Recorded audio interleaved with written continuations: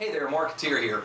I was listening to Tamara Dorris's Sacramento Smiles radio show online. I love it. I listen to it whenever I can. Usually I catch the recordings because I'm usually working when it's on.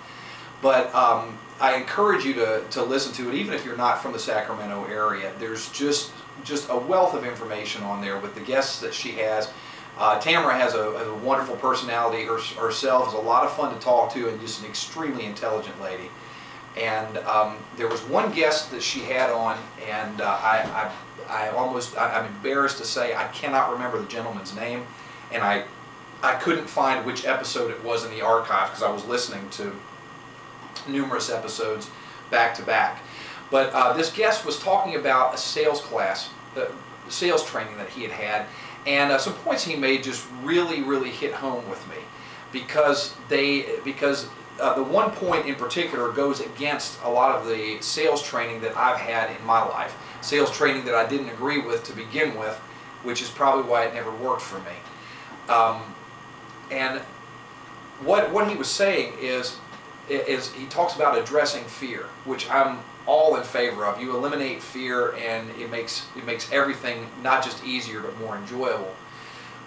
Address the 800-pound gorilla in the room.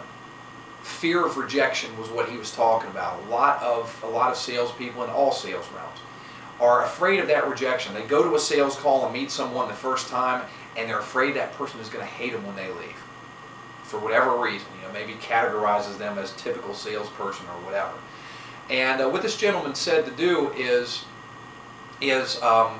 just be vulnerable. Tell that person, I've got a fear I'd like to tell you about. I'm afraid you're not going to like me. By the end of this call, it's more important to me that you like me than you do business with me.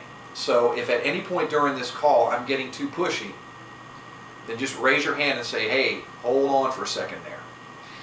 And it really makes sense. I encourage people to do this, in similar ways. Address your fears. Be honest with the person that you're in front of.